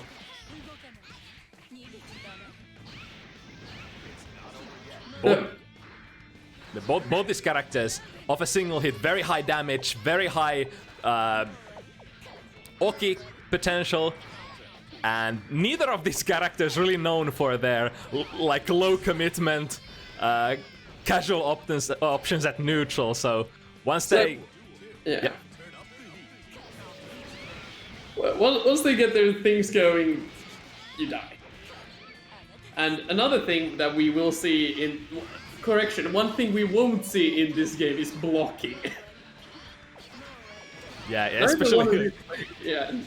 Neither one of these players wants to block the other's character because they die. Yeah, that's the thing with like soft characters. You can't afford to defend. You can't, let's say, you can't afford to block that much. Because if you stand there, risk is gonna ramp up. You risk yourself getting, you know, just hit even harder. Well, yeah, Snaptastic quickly finishes off the first game, showing how Mix works in this matchup. A couple of funky abaris from Uncle Q, but this time around, it's Uncle Q's turn to show where the damage comes from. Ball Oki messes it up! You're not supposed to IAD there! Damn, rare footage of Uncle Q missing anything at all.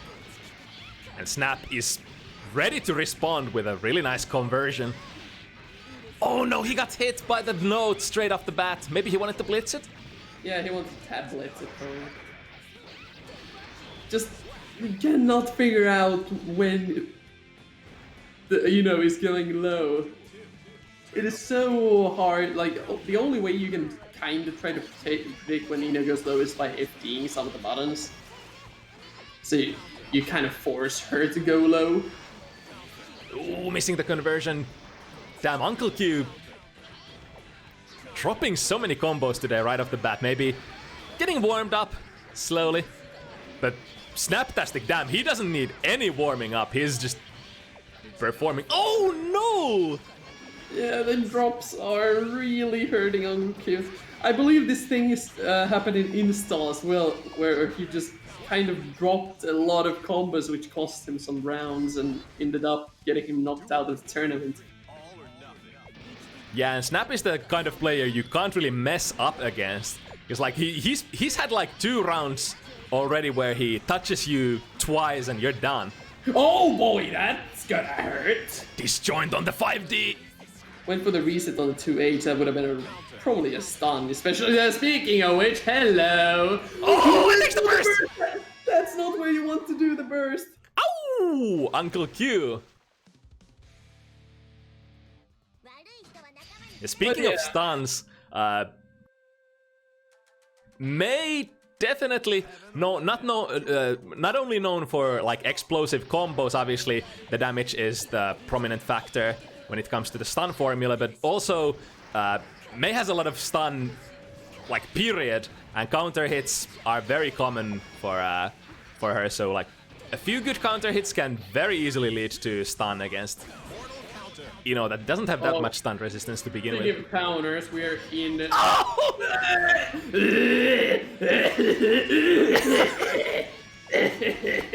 Oh no!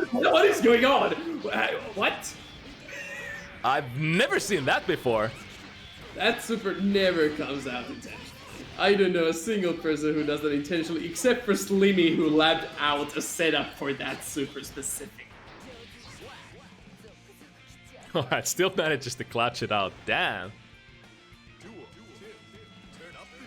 Yeah, during the danger time, I think Snap would have gotten stunned if he didn't burst. Oh, that was an option. Just for a meaty 6 speed. Nice defense. Hard read on a VCL.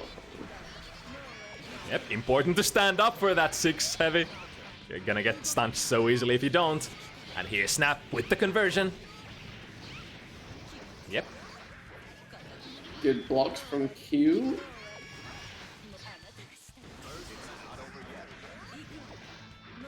So far, very nice defense from Uncle Q. The downside of having just a solid defense is like against Ino. Ino is also one of those characters you can't wait against too much, because if you let her hover dash in, her reset is her pressure is essentially gonna reset, and yeah, it's so unlikely that you're gonna come out of a full barrage of Ino mix-up untouched. Uncle Q almost got a comeback on that round. It was looking kind of scary for Snap testing. Ooh, missing. Oh, another! There's so many flubs going on. Yeah, that was probably gonna be VLC YRC. Oh yeah, there's a couple of unfortunate missed reversal blitzes that Uncle Q is doing. When the note is starting to reach the 3 and 4 point mark, he's trying to double tap blitz it, I think. And he's getting hit when he's missing the reversal timing. Yeah, it's pretty technical stuff. Alright. Going with the max ground reverse. Oh, misses the reset. Air throw.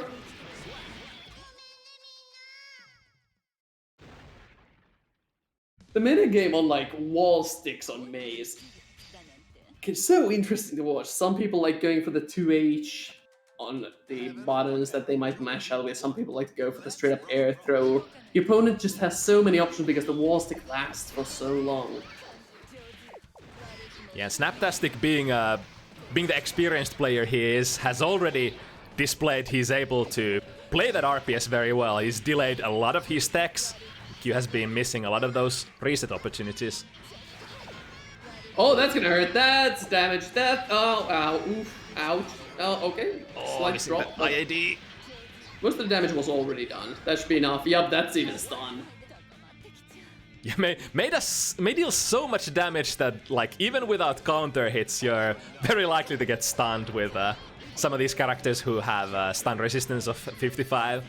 Yeah, so if you get hit by an inertia mix-up while Mei has 50 meter, good luck. You're taking 280 minimum. The inertia mix-up just deals so much damage. But guess what else deals damage? Eno! Damn, that was, again, with the two tap. One overhead, one low. Good night, sweet princess. That's what you call the schmicks. Yes, Snap recognizing that was gonna be a very damaging hit. Conversion. That looks sick. It's the air hits that Ow! Ow! Ow! Ow! Ow! Ow! Ow! Ow! My bones! Oh, my bones! They hurt! counter hit 6 heavy. Oh, ow! My bones! Yeah, the initial hits that deal a lot of damage, such as like usually 6 heavies, like 6 heavies from Potemkin, 6 heavies from Mei. Those are the most stun dealing moves you can imagine. Nice backdash out of the stroke the big tree. Still gets a mix up. Here we go. Nice! Good backdash game. Oh, this that was a very, what would you call it?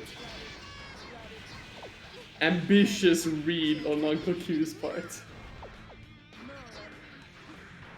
I'm still kind of interested what the 6P meaties are for. I think they might be for reversal DCL or something like that.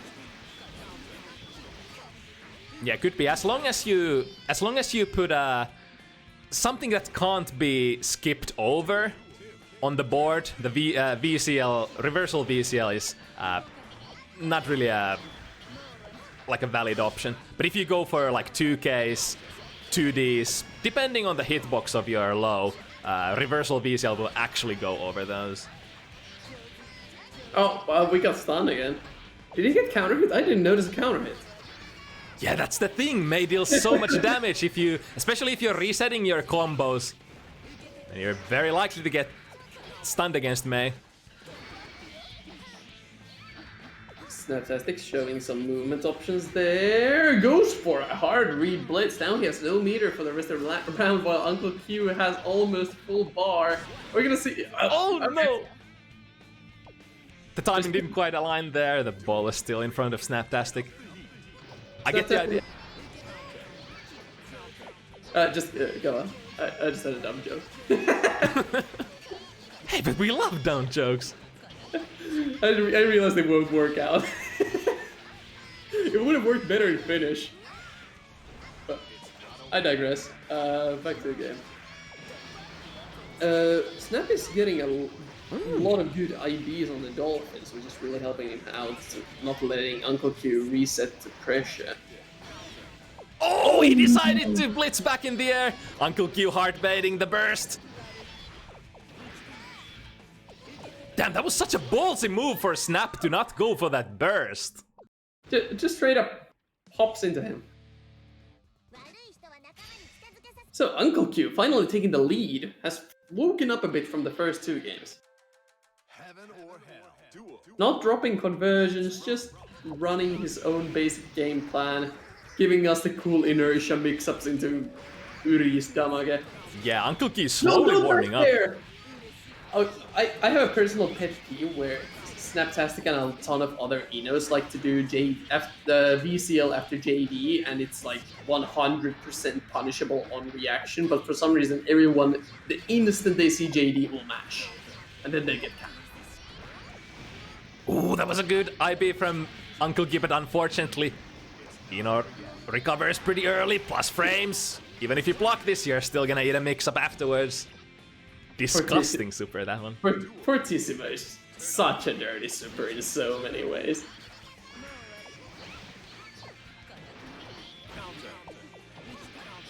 Oh, so many near swings and misses. Here we go!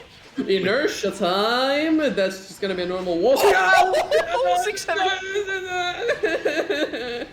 Yeah, definitely don't want to burst there. Snap sitting on a win. Already low health, there's no reason to fire that burst. I swear to God, if this keeps going, my testicles are gonna retreat inside my body. Just block the 6H's, please.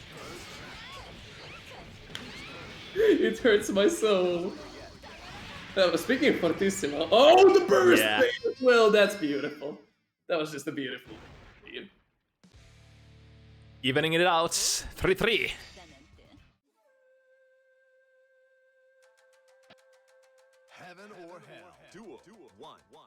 And this is such a showcase to the level of like level that a lot of Finnish players are at. You would probably say Snap is like one of the strongest Finnish players, the only Finnish player to ever attain gold rank in Japanese arcades, but still these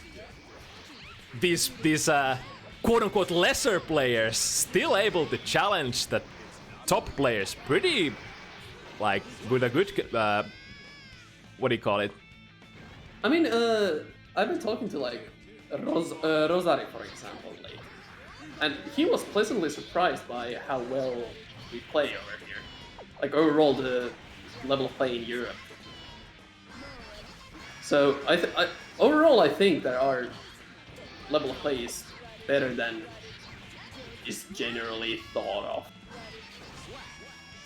But yeah, again, we get another almost full wrist bar May combo. That's the tale of many of these sets. The first player to get the hit is definitely the favorite to win the round. Speaking of which, yep, Uncle Q wants to break the momentum. Nice hit! Wow! Here we go. He can throw it? Yeah, I think that was throwable. Maybe he was feeling a little. Maybe he was a little worried that he might have not had the frames to do it. Nice and good conversion. You just had to give a say that, didn't you? Oh, that hurts. No, that's the Too low on the ground though. And Snap manages to pick it up. Last hit. One more mix-up and that's a cross-up. Uncle Q might have been trying to blitz that. Yeah. Damn, pulling off that proper block at the very end with 1 pixel of health is definitely a difficult task. Again, look! Why, just block it once and you'll get an insane punish! Block the VCL after JD, he does it so often! Into the swag conversion. Yeah, Uncle Q is so low on life, he might not want to burst this round. Yeah, That's kind of the decision you make. Either you burst early, but if you choose to hold your burst, then it might not be in your best interests to burst anymore at the end of the round if there's a overwhelming life lead to overcome. The FD on the 5P really messed up on Uncle Q's idea there. Ooh, kind of messes up the mix-up. This is a bit of a scrambling round. That counter hit 6P, one more good hit and that'll be stun. Yep, oh, that might be a stun. Yeah, yep. Snap had to have known. But again, choosing to play it very safely. Just taking the burst into the next round. But yeah, 6P, I think that has additional stun modifier for Mei, even on top of the... Oh, again. He gets hit by the frame trap again! Again, it's the same frame trap! Block it once and you'll get a free command grab!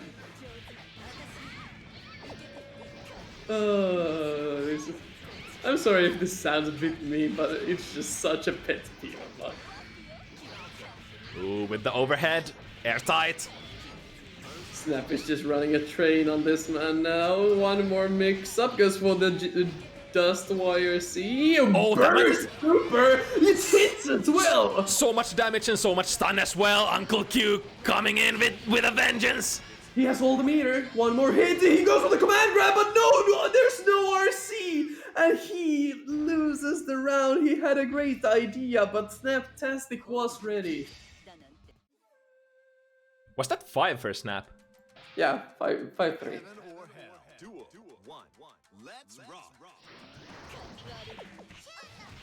Ooh, very nice. Predict Snap. Respecting there. In the corner. With a 40 damage combo. Got low but no conversion. Nice 6P from Snap. Interesting no mix-up there from Uncle Q. Oh, that's a big hit. Slightly messed up on the conversion. I think he did S-Dolphin instead of H-Dolphin there accidentally. Meanwhile, Snaptastic definitely not missing up the conversions. Oh, that's... Is he gonna burst? That's death. It's a burst hit combo. When Mei starts to go into those 2H Dolphin loops, they're most of the time burst safe. A lesser man would have definitely said like, oh shit, this is a combo I will die off of. I must burst. But Snap having the nerves and not whiffing his burst. Again, Snaptastic getting the loops he wants. I think max hit note gets hit twice overhead. Hard baiting the burst there, but Uncle Q's didn't have the burst yet.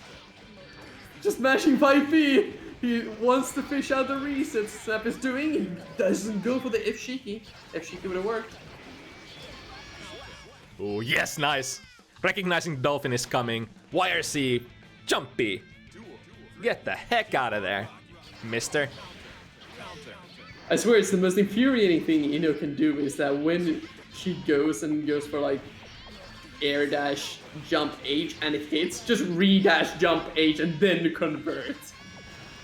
It's just like adding insult to injury on the opponent. Why aren't you blocking? Why aren't you blocking, man? There we go! He got it! Finally! He could have gotten a harder punish because that's minus a lot. But that's good. Very nice. There we go. Blocks it. That's gonna be the round with Uncle Q. Oh, starting to even it up again. Beautiful, beautiful play. There was no reason to not RC there. Snaptastic was so low on health. Q had so much meter. Just do it. Take the burst. They'll have the burst. Like, they have to attempt it. They just have to. Nice air throw. Oh, there we go. The JED catches him. That could have been a lot of damage if Snaptastic was ready for the hit. Oh, really bad burst. With the jump The GGs are finding hits now, but Snap isn't converting. Ooh, that was a tricky bait on the dead angle. That was the first time Snap went for the dead angle as well. Oh, switching sides. Now Snap in a very bad position. Gets the burst though. He goes right under the note. Oh, difficult pickup. The spaghetti. The struggle. Whenever there's a scramble situation involving Mei and Ino, it's just like, oh god, what is going to happen? Oh my. Oh, that's a counter hit. That's why he goes for the fight. Oh, another counter hit. One more hit. That's a stun. Goodbye. Goodbye. That's gonna be a sick. Oh, it instead goes. Okay, this will work. This will work. He gets an air combo with this. He still has. Yeah, RC into 6 heavy. Yep. That's Thank you for playing. Thank you for playing. You got hit twice.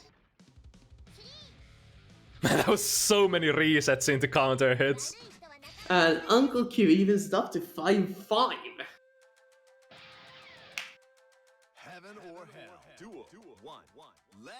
And it's not like Snaptastic is doing something wrong. It's just the nature of the character and his own character.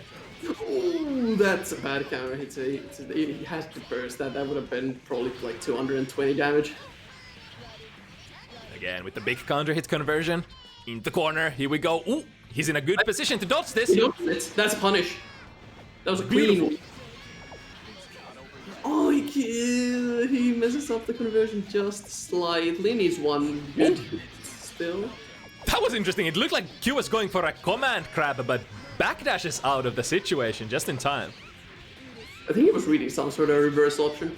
Maybe like BCL YRC or something. Oh no! No! No! No! I like the idea. He didn't want to block that, but Snaptastic had already queued up the super. Yeah, it's the angle Snaptastic flies in. When he flies in that angle, he wants to go for Fortissimo into VCL to set up the strongest, mix. That was a counter hit. Yep. Goodbye. Goodbye. That was about 18-second round. He's just dead. Oh man, it's so weird to watch like two insanely explosive characters play because it's just. Oh no, that was 2 counter hits again. If he gets hit, he's stunned. He's stunned. Oh, he misses it. Oh no. It was a really critical momentum for Snaptastic to grasp. Slowly getting. Oh, nice! Stun deteriorating. He's finally in the safe. Or is he? Back against the corner against Uncle Q, getting counter hits. Low profile. Ooh, very block. tricky. Yeah. Oh no, the burst mate, Snaptastic. Yeah, Q had to attempt a burst at some point, and Snaptastic is saying, you know what, I think you're bursting here, gimme gimme. The main rule in bursting against Eno is burst the IADs or air dashes, not the landings. Ooh, very interesting hit. Nice. Oh, was that a burst bait? That was some next level shit right there. That was a forward tech bait, I think. Again, really nice conversion. That's a good half of his HP gone. Goes for the mix. Has the burst out. The bees. Oh no! Again! The angle! The angle! Look at the angle! And that's such an explosive starter. And now Snaptastic on the match or on the set point. But it's definitely not over. It's been back and forth so far. Uncle Q only has to win 3. Oh, this hurts. This hurts so much. That's 200 something damage. Oh, the idea was there, but Stroke the Big Tree goes under 2S. Really? Yeah. Really now? That's just a clean perfect. It's just. Snap is just picking the correct option. He's just guessing what Uncle Q is doing. I can't believe that 2S didn't tag that Stroke the Big Tree. Damn, that was pretty much as we expected. Really fast rounds, fast-paced action. Yeah, the combo stuns. Tasty. We got some really slick Uncle Q tech. there. Like, dude, the one inertia mix up into instant RC 6H combos. That was a move. Alright, but here's our other big boy matchup of the evening. Ooh, rare footage to see Zake on yellow, by the way. I think there might have been some Zake Milia in some. Oh online. yeah, true. Zake one of those players who plays a lot of different characters. I think I've seen him play like pretty much any character there is. It's really funny playing as Zake's Milia after like playing Elite before 1,000 hours or something like that. So here's the Finland versus Sweden rivalry matchup of the week. Matibo Jam, the intelligent Unga, one of the fresh Finland's top-level contenders facing off against Zake Johnny, the reset master himself, and one of the finest in Sweden.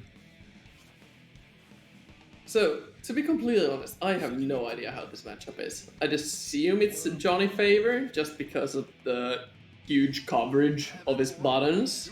I think it's actually fairly even, to be honest. Jam being the mobile character she is, has a lot of tools to maneuver around. Doesn't really get zoned by Zake plus Johnny, Zoni. The one thing I'm gonna be really interested in is, I don't know if you watched Matibo's Twitter or the Guilty Gear channel at all, but Matibo has a really slick new mix-up in the corner that I really hope we get to see, because it's swag as hell. Ooh. It requires some specific situations though, but we'll see if we get it. That was a great 5v match. It works out. Ooh, nice. Ooh, very nice prediction. Gets to mash through that gap. Is he dead? Matibo No. back in there in no time. Oh, that might have been getting better. Yep. Very good. Very good read. And that's not the only option Matibo can use to read those reversal supers. You can also on the ground go 6p post flash. So Johnny has a very big hitbox, as we all know. So I think PK combos and like cross up IAV Geki and stuff like that will work really well on Johnny.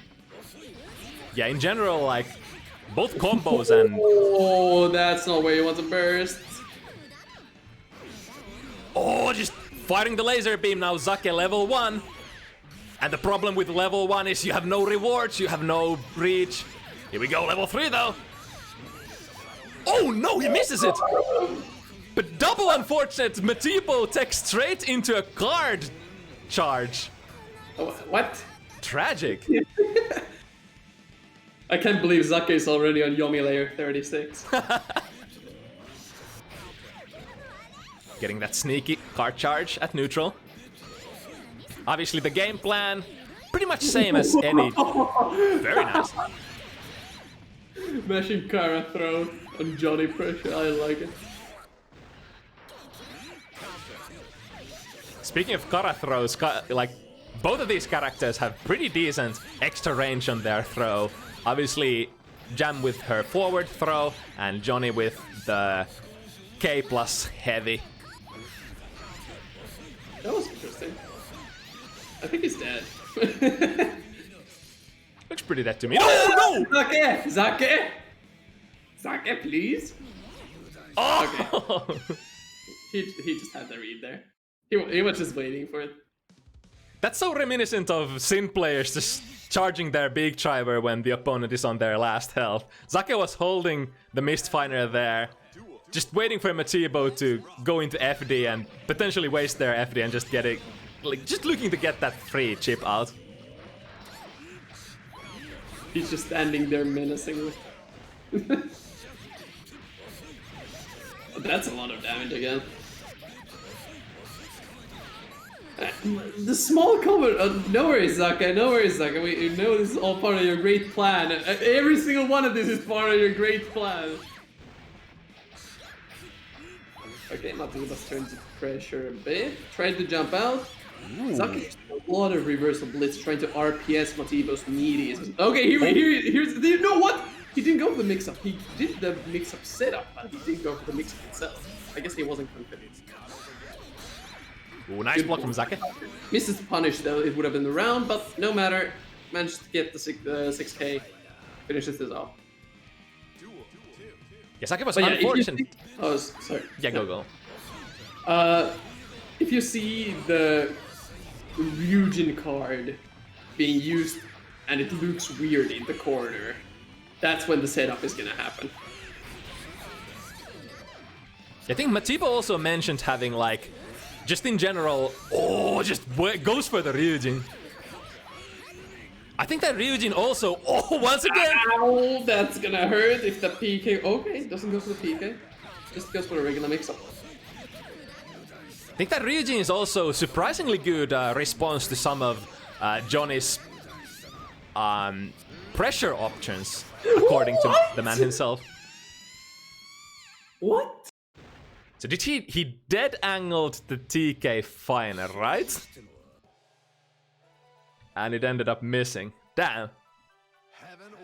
Zaka is just kind of popping off here. Ooh, I80s. Oh, dummy! Okay, it worked out. It's good. All good.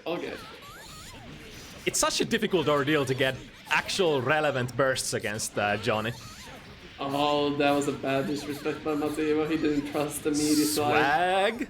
Nice, finishing it up properly. Here's this. Yep. Doesn't want to take the unblockable mix-up. Oh my god, these conversions into the reset. I can't believe Mateo is getting hit by his own resets.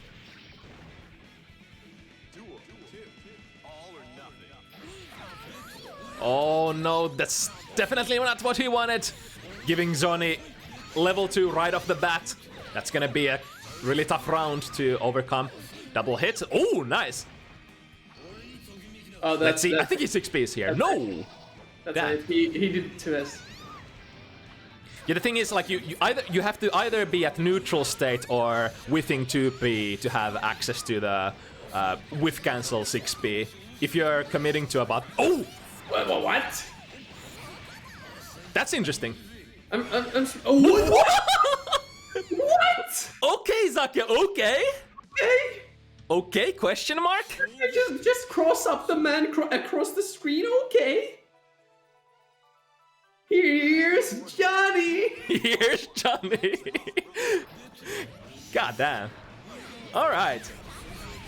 Pretty decent start for Matibo. Gets a sweet, cheeky card charge and also Zake's burst. Yeah, downside of Jam DP, the first active frame is no longer Invu, so not a great reversal option. Here we go. Nice, gets a full screen corner carry.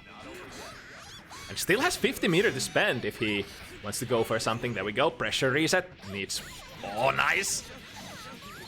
Sees the throw attempt. He's getting thrown off of his own resets. That's a bit... Oh, don't do that, Sake. Matiba will do that to you. Yep, that option available. Jam can cancel his kick specials into another kick special. So one of the two characters in the game who can cancel their DPs. So they're basically having a tech timing war, where they're trying to air throw each other out of each other's techs, and whoever takes, like, whoever guesses the tech timing better, just gets the reset. Yeah, that's basically the high-level RPS. That RPS should be happening way more often than it actually does. Okay, Air dash DP, the classic. Oh, is no, that it? Here it is. Oh no, okay, never mind. He doesn't want to go for the mix-up, just goes for the card. Oh, I really want to see the mix-up at least once, Matiba, please. Oh, big counter hit. Sage's getting his burst back. Oh, but too high in the air! That was the one moment you didn't want to burst. Unfortunate. Yeah, that was an oof. So there are a couple of key burst points on Jam. And probably the biggest one of them is the K on the PK. The instant you get hit by it, you burst, and the opponent has to RC if they want to block it. Some other good ones are like, if the Jam player has to do a dash button, you can burst the dash. Oh, that hitbox of the axe kick.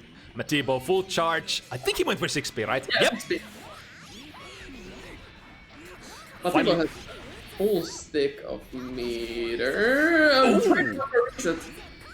But again, I think Zake was delaying that, so not teching into the reset attempt. Did not do the right again.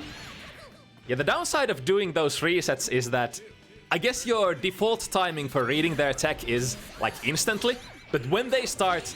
Oh, nice one! That was beautiful! That is what we have been talking with Matibo a lot about. Like, if you guess that the opponent will Abare with a low hitting button, if you reset them with IAD Geki, you will get a full conversion. It is so good as a read option. And a really nice round for Matibo. No burst for Zake to speak of. Oh! But that's a good start for a... Oh! I spoke too soon. He tried to blitz. So, Matibo finally waking up, taking 2 straight rounds in a row. Yeah, he's looking completely different from the first round Matibo we saw.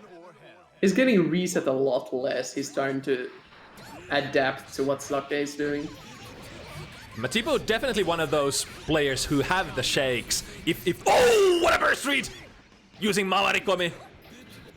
Unfortunately doesn't manage to get the... Whoa, that's a clash. Oh, what a hit! Cross up! Unfortunately jump 2k, very difficult to combo off on.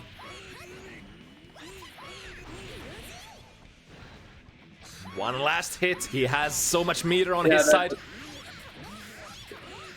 Actually, it's not yet. Oh, that's a cross up! I was like, wait, what are you doing? Not finishing the combo, but it was a reset. I think he thought the combo wasn't enough to kill. Nice parry. In the corner. Ooh. That's hurt a bit. Not too much, but a bit. A healthy amount, but okay, another drop. Unfortunate double hit. It's especially against light bodies, kind of difficult to get off consistently. Yeah, there's the Ryujin. I know Matibo said he will use that Ryujin to read certain pressure options from Johnny. The PKs are really not finding their mark. Ooh, just waits patiently and reacts to the Ryujin. At close range, definitely not reactable, but at that full screen range, very nice. Nice, finds a burst. Ooh, here we go! Ooh, that's gonna be a finishing combo. Just keeps it simple. That's what she wrote, Jay.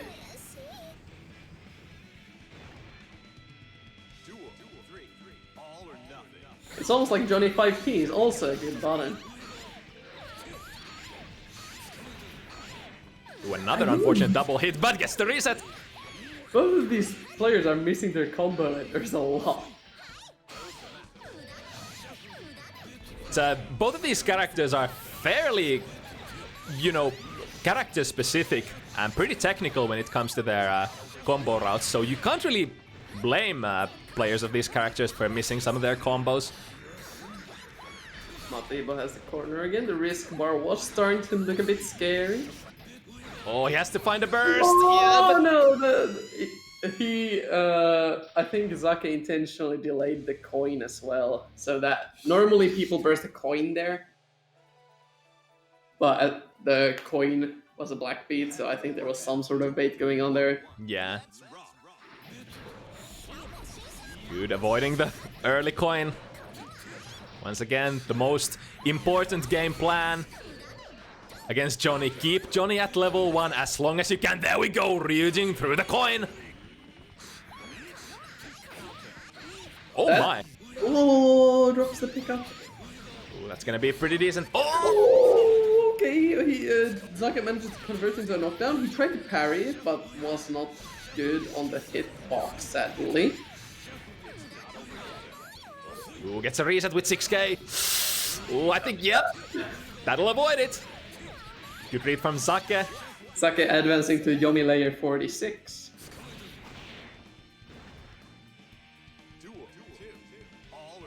Oh, man. Very nice instant air dash through Mistfinder. Yeah, very delayed cancel on the Gekirin. Oh, good delay as well. Perfectly caught out Johnny Bottom. Damn, good delay tech from Zake. Not teching into that puffball.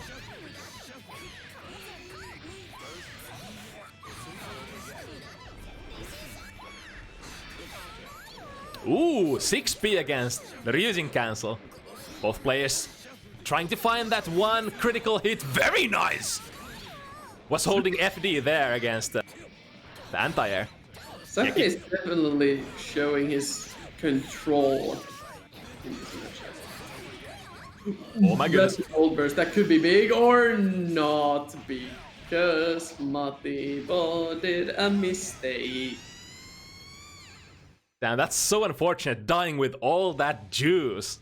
And on the other hand, that was a really important hit to score for Zake. He definitely doesn't want to deal with that amount of meter at the end of the round. Heaven or hell. Duel.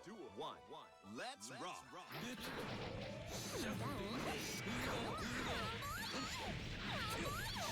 Decent hit, but unfortunately doesn't have a level. He has now level 2 Johnny. Here we go, level 3, doubling it up. Matibo needs to find a way. Kara throw. Again, Zake is slightly messing up the throw combo, but it doesn't matter because it's Johnny. No, nice blitz. He has no meter to respond back, so that is guaranteed corner for him. The low. Oh, frame trap into too heavy, and Matibo firing the burst at very low health. That was a little questionable. That's gonna definitely bite him back. Zake needs to adjust just a little bit to the low crouch of Jan to be able to hit the full conversion. Oh, just waiting with the... That's damage. That is a lot of damage. Yikes! And resets into the air throw for good measure. Switching sides with that Ryujin. That's gonna get baited, and no RC this time. Late for the punish though, unfortunately. I think he was feeling himself just a little bit too much there. Basic stuff. Overhead starter with axe kick. Here we go. Oh, frame trapping! That's ball. That was so sweet from Matibo. I thought Zake was getting the punish as well, but at the last possible frame trapping into Ryujin cancel. Damn, that was so cool from Matibo. Zake again is trying to catch out. He knows that Matibo will take aggressively, but not managing to catch it out just yet.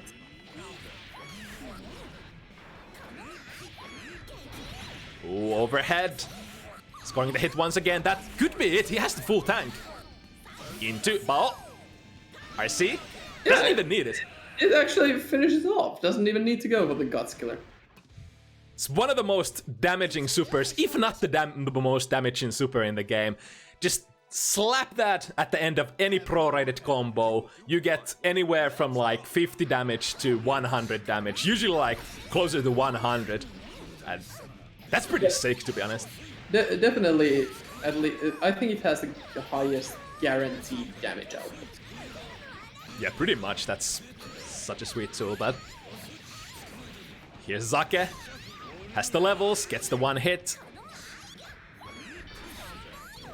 Dead angle towards the corner. Matibo doesn't take... Oh! Ooh, that actually hit. I think Zake thought that it was gonna miss, and I thought so too.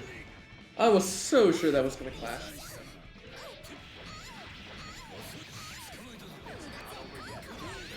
Ooh, nice. There. Momentum burst into the corner, stay there. This time Matibo deciding to hold the burst would have been so dangerous to attempt the burst there. It was a bit dangerous to try to go for a burst in that type of a situation. Sweet calls out the backdash with Ryujin, however, doesn't manage to get on top with that maneuver. Spending 25 for the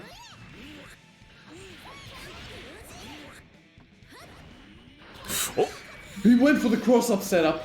I think Zake saw that from a mile away, because Matibo didn't want to be in the corner, so he was forced to use an option that would switch positions. Ooh, just going for the reset once again. Zake, level 2, only 1 coin left, but luckily Matibo has no health. And that's 6. The 1 coin is enough. Zake putting himself on set point. Definitely not over yet for Matibo, but once again, against these very top level players, being able to pull off 4 wins in a row is such a difficult task. Again, really nice response from Zake. Oh my goodness. That looked weird. I wonder what he tried to do.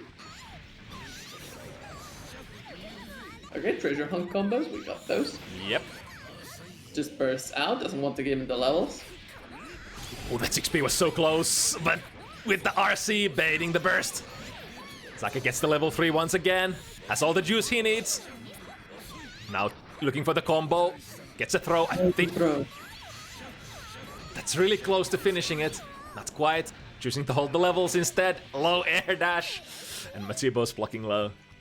I'm kind of surprised Matibo is not doing 6P plus H option selects against that. Though I'm not sure if it works.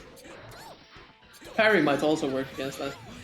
Oh, he was a little too high with the Geki. Zake getting a good punish. Ooh, that was gonna cross up.